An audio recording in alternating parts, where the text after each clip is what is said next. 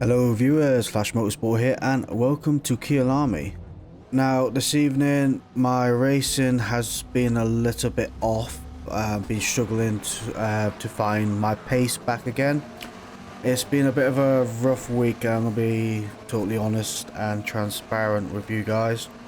My gran has been very unwell. So whilst I was racing this evening to record tonight's video, my mum travelled over by night train last night to go and see my gran today, because my gran lives in another country.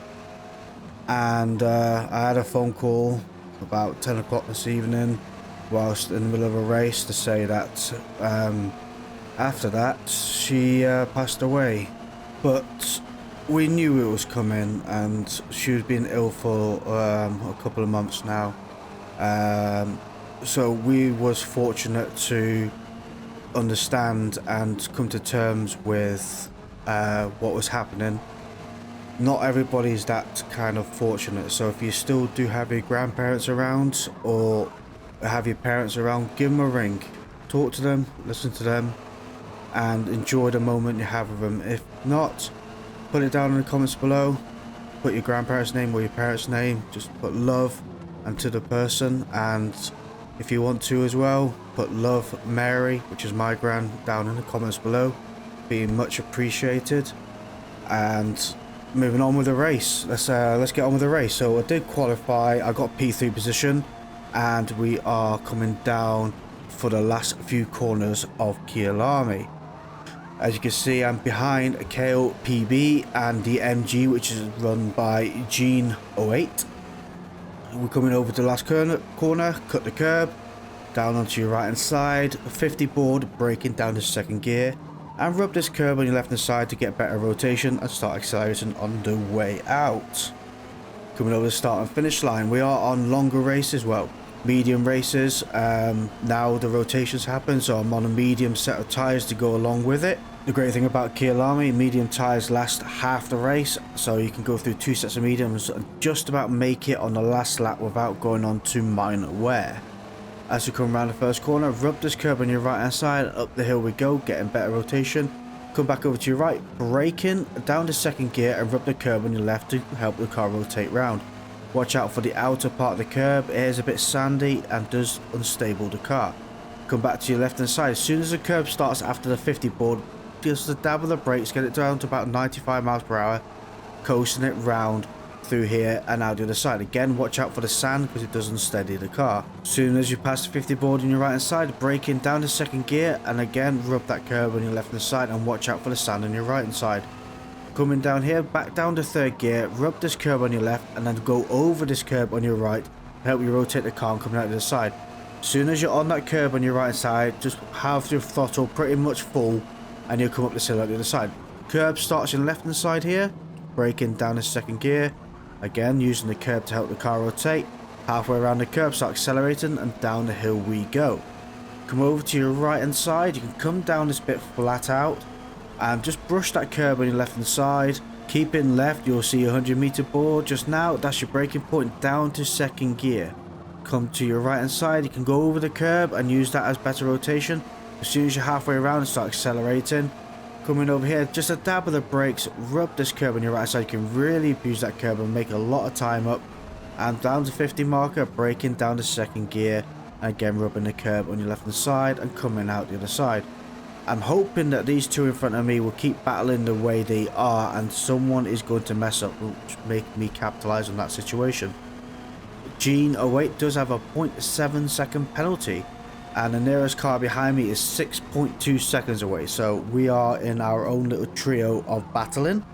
Hopefully, whilst I'm watching this unfold in front of me and making a few little mess ups myself by hitting the sand trap and losing a bit of traction. The MG in front also has a similar situation. I'm not too sure why they slid, whether they forgot the corner and handbraked it or there was a contact between them two in front, I'm not too sure. But KOPB does have now P1 and G920 is in P2.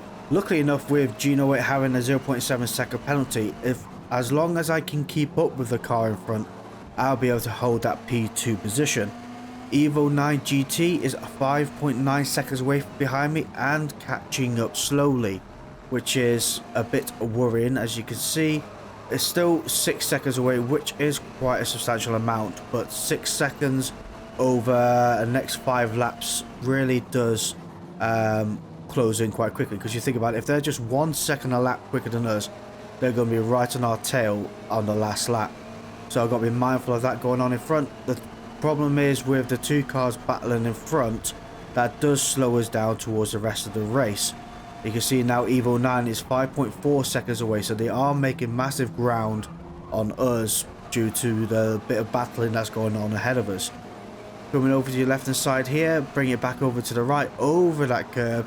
Again, like I say, you can really abuse that curb, and if you do cut it quite a lot, just make sure you have your left hand wheels on the curb at least, then you're very unlikely to get a penalty for it.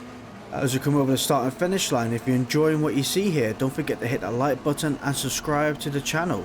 Keeping to your right hand side, you want to look out for the 100 board marker. There's 200, 150, 100, braking down to second gear. Come over to your left hand side, you can clip that in the curb or use that curb if you want to help rotate the vehicle. Come over to your right hand side over this curb, it helps bring the car around.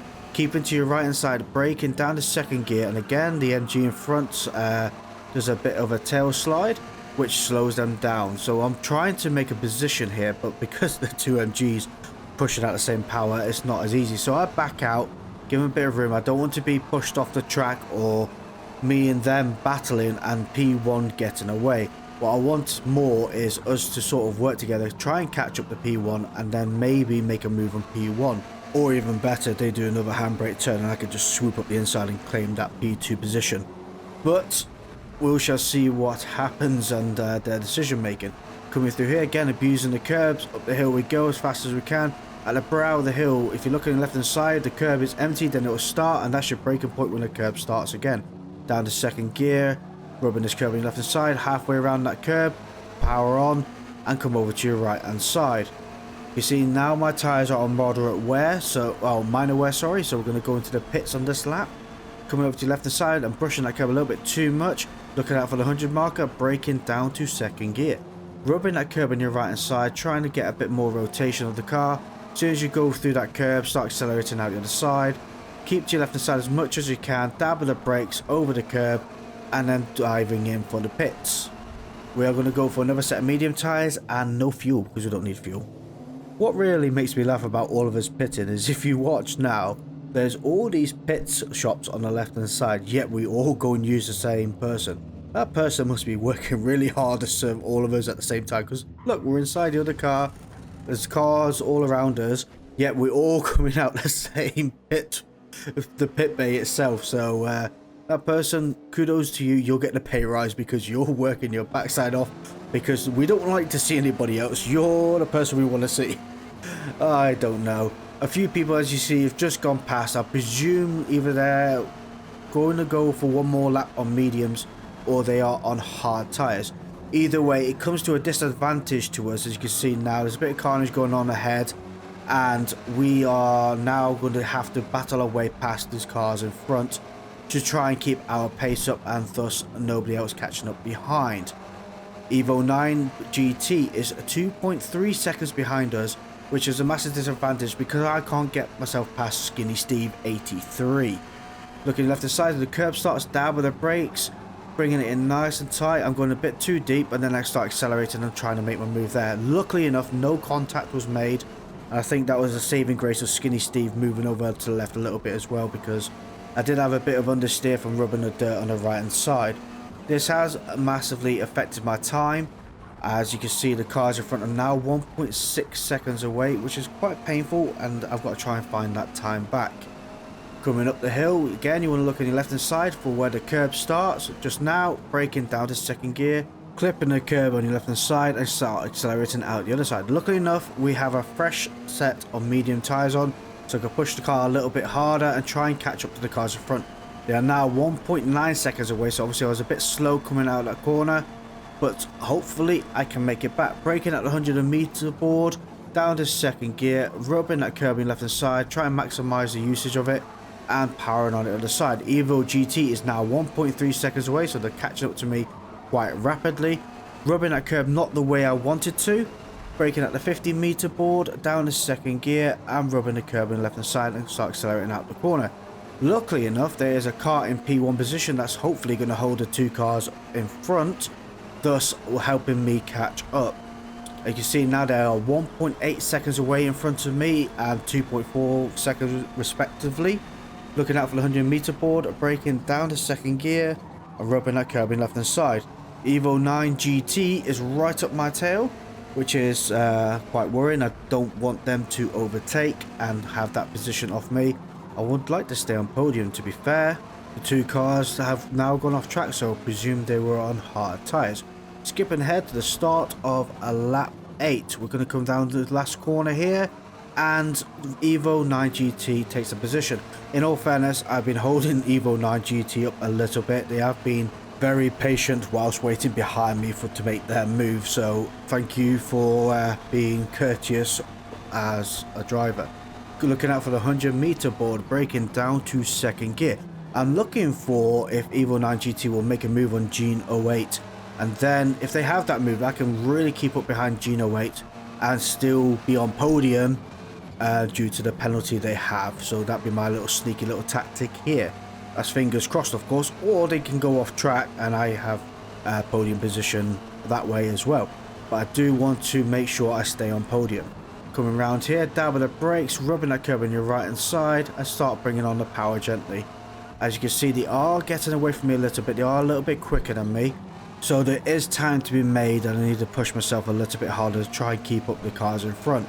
I do find the MG randomly does suffer from a bit of aero wash from the cars in front, where sometimes the handling is just right and the other times I have a lot of understeer due to probably the front end being lifted up and not having the grip it should have. I don't know, I get a bit nervous when I'm braking behind other cars. Like now I was coming right up behind the Evo 9 GT then, and I got a bit nervous that I wasn't going to be able to brake enough. Like I said, I do find the MG does suffer a lot from this.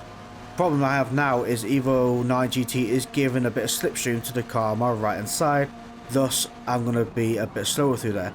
But I did have a better line into that corner, but I had to back out because they had the inside line and they would have been quicker through that corner than I would have.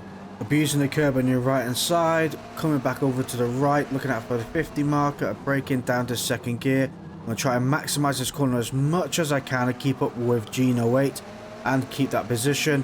As we're going to cross over the start and finish line, I do have a podium finish.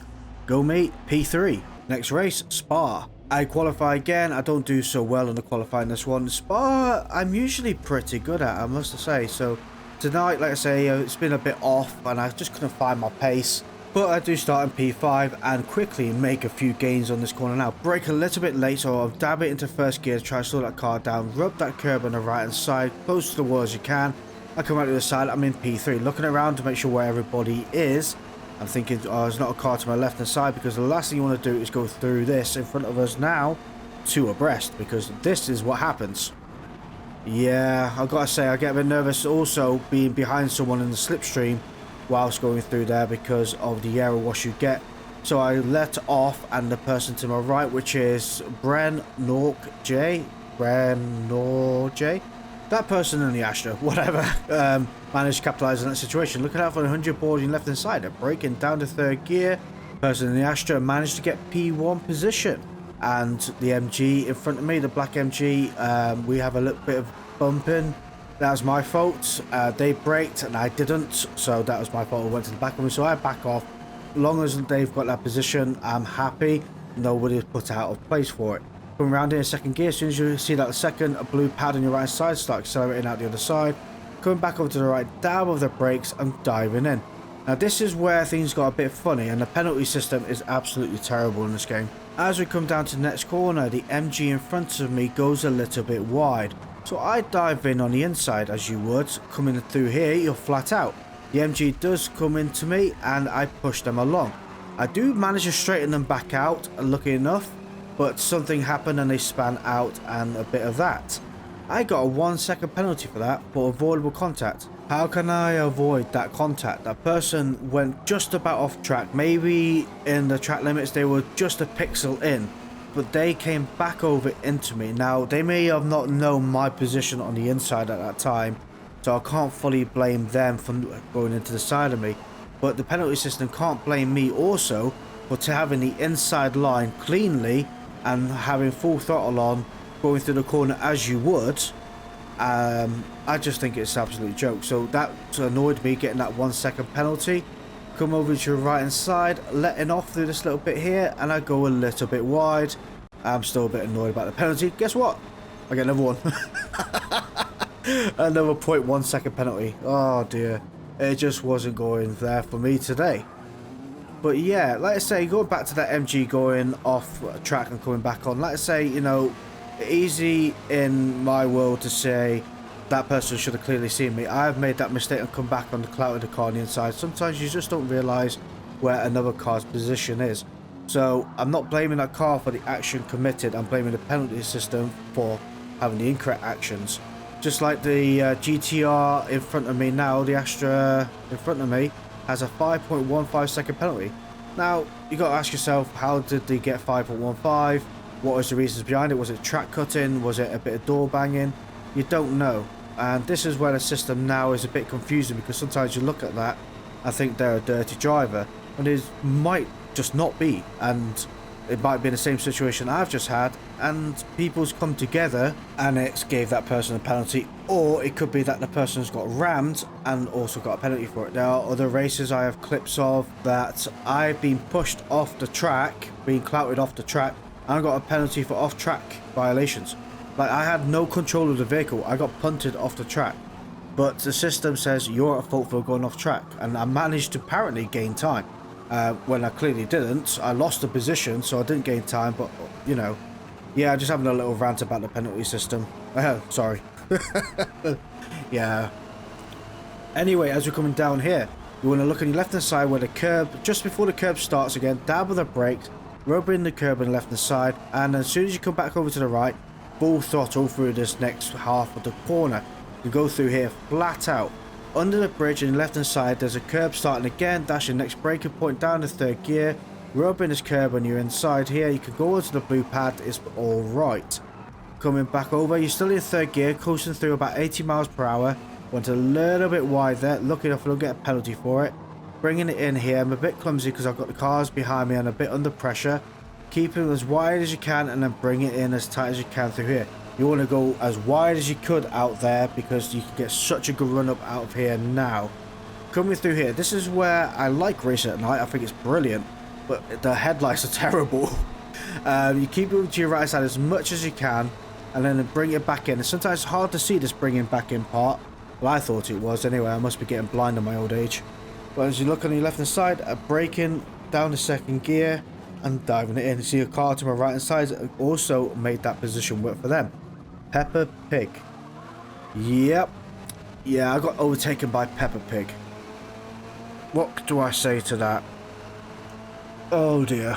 Moving on, we are stuck behind LMC in P5 position. We have already been through the pits, got another set of medium tyres on the go, and we still have 3 laps of fuel left, so I don't know where I found all this fuel from, but coming through behind him here, trying to figure out where I am, and end up going off track. I am losing time here because you can see the MG in front of me is getting away, but yeah, I've got another 0.2 second penalty to add to the list of what I've got up to now. Brilliant system, thank you ever so much.